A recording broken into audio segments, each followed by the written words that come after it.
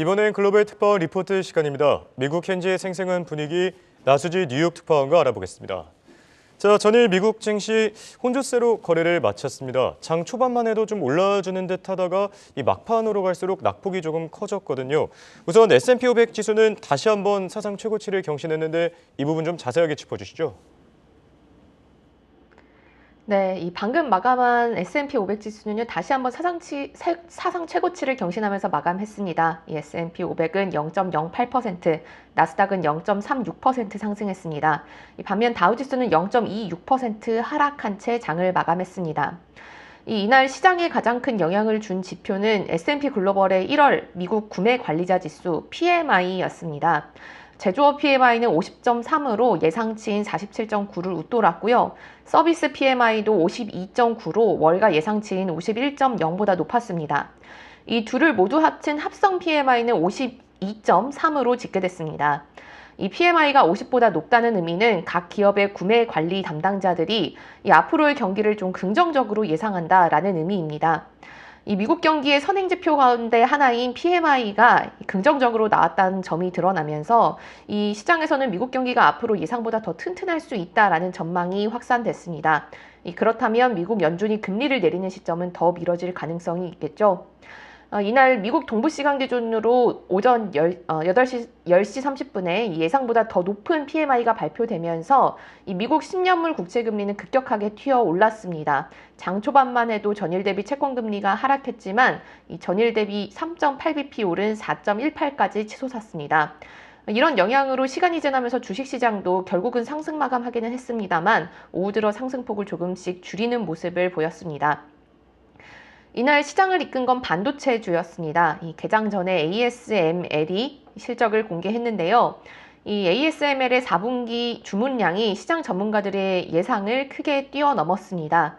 ASML은 4분기 반도체 장비 주문 예약이 91억 9천만 유로를 기록했다고 발표했습니다. 이 3분기에 26억 유로 그리고 전문가 예상치인 36억 유로를 모두 배 이상 크게 웃돈 겁니다. 피터 베닝크 ASML 최고 경영자는 엄청난 양의 인공지능 수요가 반도체 시장 전반의 원동력으로 작용하고 있다라고 설명했습니다. 이 ASML의 장비 주문이 예상을 크게 웃돌면서 이날 반도체 관련주는 일제히 상승했는데요. 엔비디아는 2.49%, AMD는 5.86% 오른 채 장을 마감했습니다. 다만 반도체주 랠리를 즐기지 못한 종목도 있었습니다. 대표적인 게 텍사스 인스트루먼트인데요. 이날 2.45% 하락한 채 마감했습니다. 전일 장마감 후 발표한 4분기 실적 부진 때문입니다. 텍사스 인스트루먼트는 4분기에 주당 순이익이 1.49달러, 매출은 40억 8천만 달러로 모두 예상을 밑돌았습니다. 여기에 대해서 1분기 실적 전망치도 내놨는데요. 이것도 시장의 기대치에 미치지 못했습니다. 1분기 주당 순이익을 최대 1.16달러로 내다봤는데 이는 월가 예상치인 1.4달러보다도 훨씬 낮은 수치입니다. 결국 반도체 내에서도 어떤 반도체를 생산하느냐에 따라서 기업마다 실적이 엇갈린 건데요. 이 텍사스 인스트루먼트처럼 자동차 등에 주로 쓰이는 반도체를 생산하는 곳들은 이 팬데믹 이후에 공급망이 정상화되고 또 수요가 둔화되면서 반도체 수요도 줄고 있지만 AI 관련 반도체 수요는 급증하면서 이 엔비디아 등 관련 기업들은 수혜를 지속적으로 입는 환경이 이어지고 있습니다. 네, 또 오늘 장 마감 이후에는 대망의 테슬라 실적이 발표됐었죠. 이 한때 시간을 거래해서 5% 넘게 빠지면서 200달러가 무너지기도 했는데요. 테슬라 실적과 함께 전일 실적을 발표한 넷플릭스 같이 짚어주시죠. 네, 이날 주식시장에서 상승세가 가장 돋보였던 종목은 넷플릭스였습니다. 넷플릭스는 이날 10.7% 급등했는데요. 전일 장마감 후에 발표한 실적 덕분이었습니다. 넷플릭스는 4분기 주당 순이익이 2.11달러로 예상치인 2.21달러를 밑돌았고 또 매출도 88억 3천만 달러로 예상치인 87억 2천만 달러를 소폭 웃도는 데 그쳤습니다. 다만 시장이 주목한 건 이 실적보다는 가입자 수였습니다. 넷플릭스는 지난 분기 가입자 수가 1,310만 명으로 이는 월가 컨센서스인 872만 명을 크게 웃도는 수치입니다. 또 넷플릭스는 월 평균 사용자 수도 2,300만 명으로 전분기 대비해서 800만 명 이상 높았습니다. 이 넷플릭스가 그동안 암호 공유를 단속하고 중간 광고를 봐야 하는 저렴한 요금제를 내놓은 게 가입자를 늘리는 데 도움이 됐습니다.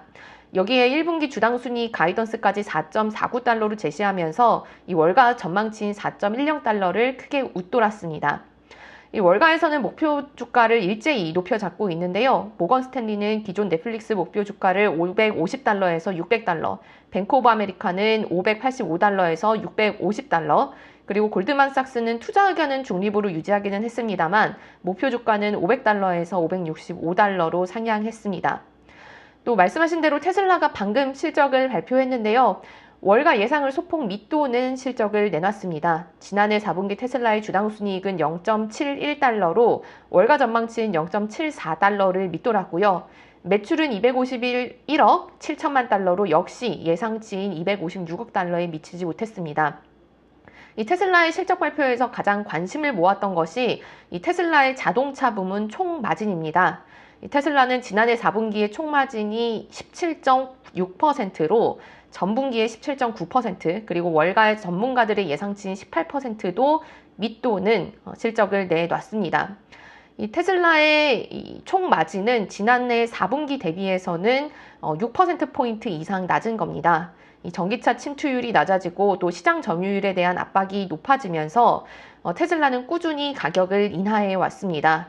이런 영향으로 마진까지 꾸준히 낮아지고 있다라는 점이 실적 발표에서 드러난 겁니다.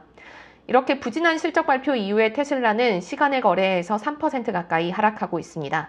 지금까지 뉴욕에서 한국경제신문 나수지였습니다.